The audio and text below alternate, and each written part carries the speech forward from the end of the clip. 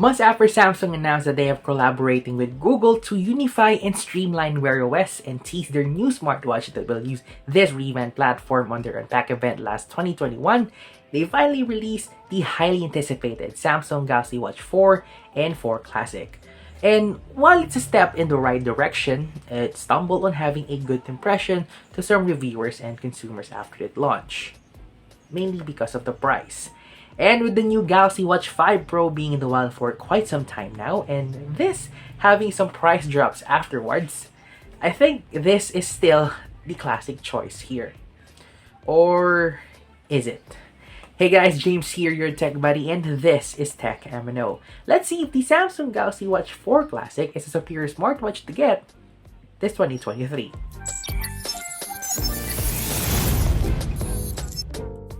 Alright, let's begin with the unboxing first. This is the retail packaging of the Samsung Galaxy Watch 4 Classic in 46mm Wi-Fi variant. Cut off the seal, lift it up, and we can see the watch itself. I will put this on the side for now and check the other small box that contains the paperwork and the USB charging port for the watch itself. And that's it. And before we proceed to the review, this video was not sponsored nor provided by Samsung or any other companies or stores here in the Philippines. All the things I say are mine only, and no one has advanced copies or inputs in this video. And if you're interested in getting this smartwatch, I will have some affiliate links in the video description below. If you're a long-time subscriber here, you may know that I am a Xiaomi Mi Band user from Band 4 to 6 and gave you a fair share of my experiences of it. In a nutshell, I really like it at first, but it gets boring as new versions come in. I also tried a smartwatch from Halo, which in reality is a wannabe smart device for your wrist, but really it's not. While there are some Wear OS alternatives available, the problem is it's not available in our country. That means there's no warranty. Also, more importantly, it's expensive. That changes with the Watch 4 Classic now, which with Wear OS software that I got at a very good sale price, which we'll talk more about later. Let's talk about the design of the Watch 4 Classic. If you saw or experienced the previous Galaxy Watches before it, you may feel at home with this one. If not, it really resembles a classic traditional circular watch with a stainless steel frame and a rotating bezel, though it has two buttons on the side. The one that I have here is a Wi-Fi model in a 46mm casing in black. But you can also get this one in silver in a 42mm casing and with support for LTE bands as well. It's hefty, it looks premium, the Gorilla Glass DX crystal is good, and the bezels have a dissatisfying click when you navigate the interface. I much prefer to have a hardware navigation feature than the capacitive style bezel that Samsung dished out on the Watch 5 Pro. Also, the 5 atmosphere water resistance and the IP68 certification makes the Watch 4 Classic able to survive in any situation. Though the military grade compliance is a bit of a sus to me. Though I know the stainless steel casing feels sturdy and can handle scratches and dings, but for lousy, clumsy people like me, it's better to have at least protection. So I put a thin case from Ringcase so it's safe, but it looks classy looking. I will just leave the links in the video description below. But can we talk about the default strap for a second here? This is not classy worthy. It's flimsy and it's quite itchy in my 3 weeks of using it. Plus, the quick release bars on the strap are so deep, you will have to have a hard time to put this thing back in place. That's why I bought a bunch of third-party straps in 20mm sizes to replace it. However, I have one concern here. As the default strap of the Watch 4 Classic covers the whole area here, that there's no gap. Replacing it with flat straps and it has a big space to it, making it a bit weird if you wear it. But it looks normal because I saw some other watches that the gap area on some smartwatches too.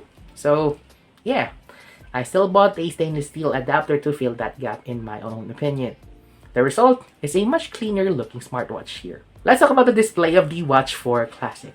The 46mm has a 1.4-inch Super AMOLED circular display with a resolution of 450 by 450 pixels and a density of 321 ppi. As expected, with a product that's made with Samsung display, it's bright, sharp, punchy, vivid, smooth, and fluid when navigating the touchscreen. The viewing angles are great. You can see it at either dim or very bright environments, and since it's AMOLED, you can use its always on display to see the time at a glance. Though, it may drain your battery fast. Alright, let's discuss one of the most important parts of this watch, the software. Like I mentioned in my intro, Samsung scrapped their in-house software Tizen OS that's available on their previous Galaxy smartwatches and shared their expertise to Google to collaborate on the most stable and streamlined Wear OS in the history of its existence. By the way, this is a skinned version of a Wear OS 3.5 called One UI 4.5. Weird. Because let's face it, while Google is the first to release Android Wear in 2014, for me it has an identity crisis before. From a name rebrand to several UI changes, yet the bugs and inconsistencies in the company didn't give a damn on prioritizing the software before. Big brands like Samsung avoid the platform and instead make their own. And now with Wear OS 3 and 3.5, change all of that. Let's begin with the swipe actions of the watch from your watch face. Swipe or rotate the bezel to the left for your notification. Go to the right is for your widgets, aka tiles. Swipe down is for your quick settings, and swipe up is for your app menu list. The two clicky side pushers offer you to go home on the top part, while the double press is open for any app or shortcut you want. For me, it's the reset app screen. And the press and hold function is where you can activate Google Assistant, which previously only supports Bixby, or an option to turn off the watch completely. The bottom part pusher is set to go back to the previous screen. The settings page is colorful and intuitive, plus you can customize the text to increase the font size or make it bolder. The widgets are readable and informative, plus the notifications are complete when you want to read it if it's a long message. You can reply directly to the watch using the keyboard or the voice, which is very helpful if you don't want to pull out your phone. However, the one nitpick I can say that I don't like in this watch is the decision to use a circular app icon only that kind of imitates what Apple Watch UI looks like. I just wish that they use the Wear OS 2 carousel-like interface that you can see the logo and the name of that app to avoid mistakenly opening a wrong application that can waste time. Before we go any further, if you enjoy watching this video, don't forget to like and subscribe to our channel and hit the bell icon to get you notified when a brand new video will come out. And follow us on our social media accounts like Facebook, Twitter, Instagram, and on TikTok at Tech M.N.O for more content and big giveaways that we have right now that you can check out in the card right here. Now let's talk about performance, sensors, and activities on Watch 4 Classic. Just a quick note, I won't highlight the fitness tracking so much in this review.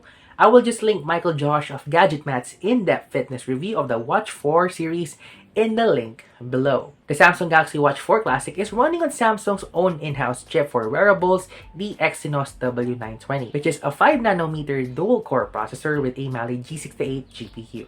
Pair that with 1.5 gigs of RAM and 16 gigs of onboard storage makes the swiping, scrolling, and using the apps smooth, snappy, and almost lag-free. I say almost because there's a little less than a second of delay if you wake the watch up using the bezels or after it came up from a boot, which is not a big deal for me here. In terms of connectivity, like its dual band Wi-Fi, Bluetooth 5, GPS, and NFC and networks are stable and working without a hitch, either while paired to the watch or connected independently. The Watch 4 Classic has what they call the Bioactive Sensor that consists of an accelerometer, gyro, heart rate, among others, and the two most important sensors, the electrical and bioelectrical impedance analysis for ECG and blood pressure. With this, the watch can measure your BMI, body fat, calories, to name a few. It can check your blood pressure and it can check your scan if your heart is beating properly or not, which could be a sign of atrial fibrillation, or AFib for short, that leads to a heart attack. Before I mention my experience with the sensors, I would like to point out that I connected the watch to my Samsung Galaxy S21 FE, and some features may not work for non-Galaxy devices. While the body composition was tested to be accurate by some reviewers, that alongside ECG and blood pressure is not yet medically certified and or recommended by any scientific or medical agency to be an alternative to a real medical apparatus for that specific results. So seek medical practitioners for more accurate findings. If it's certified now, I will just post the information in the comment section below. Other than that, the Watch 4 Classic can automatically detect the activity that I did and it starts the recording and measurements in an instant. For example, I have a 30-minute walk from my home to the nearest market to buy groceries. The watch buzzed me that it would start recording my walking journey and it could detect whether I stopped for a moment and when I came back walking again. And when it finishes either manually or automatically, it will give me a brief information on how many minutes I walk, how far, and what's my heart rate. And finally, the other important part of the review is the battery life, which is quite a bummer here. Samsung claims that this Watch 4 Classic's 361 mAh battery capacity on the 46mm variant can last up to 40 hours on use on average. Well, on sometimes I can hit that claim, but majority of it, it's not. For the past 3 weeks of use, the average battery life I got on this watch is around 30 to 35 hours on a single charge. That's with continuous heart rate and blood oxygen measurements, raise to wake feature on, and occasional pairing of my watch to the phone, and with Bluetooth and Wi-Fi on, plus brightness set to at least below 50%. When I didn't go out to my house one day and I didn't pair or turn the networks with brightness on the lowest setting here, I hit the 2-day mark before I charge. However, on that one time I traveled to see my mom came from Singapore though, and I rely heavily on the watch with Wi-Fi and Bluetooth turned on with the max brightness because I don't want to pull out my phone. It may robbed by some random people on the road. I saw the battery life of the Watch 4 Classic plummeted from full to 20% before I go to sleep. In plain sight, you'll tell me right now that the Watch 4 Classic is the same battery life ballpark from its competitors, but I kinda wish that they should have one-up them with the battery endurance better, which they did with their newest Watch 5 series though. Though, you'll shell out big bucks to get that. And with the disappointing battery comes the worst charging time and charging options I've ever experienced. While the Galaxy Watch 4 is compatible with the Qi wireless charging standard, Samsung puts some BS here that it's quite annoying to me. You can only use the default magnetic puck on the box or use your Galaxy phone via wireless power share to have a consistent 5-watt charging feature. Or else it will work but it will trickle down, or even worse, won't work at all. For instance, I have a Xiaomi wireless power bank. It works today, then it won't on the next day. Huh?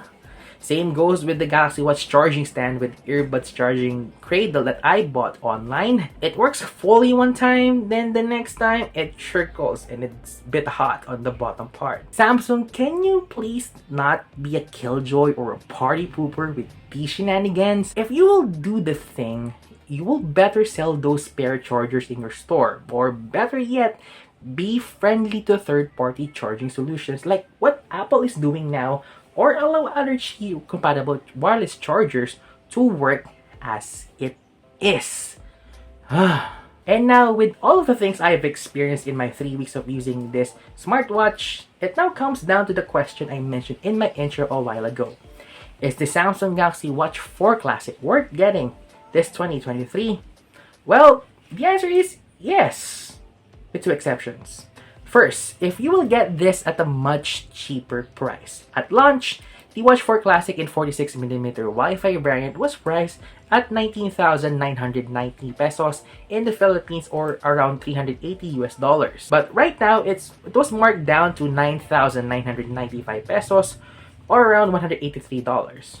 Actually, I got this one last 3D sale for a whopping 7,640 pesos, which is the ultimate steal. And second, if you prefer the bezel and the physical bezel and sacrifice a better battery life here, like I said a while ago, there's already a Galaxy Watch 5 Pro on the market now and 45mm only.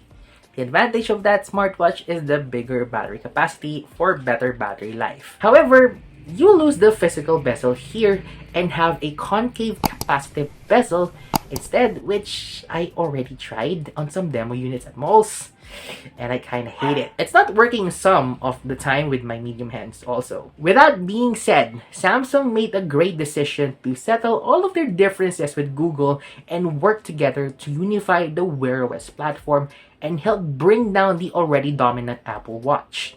Yes, it may have some flaws like lackluster battery life, ugly default strap, and the weird app menu layout on the software. What matters now is that Wear OS is off to a great start here.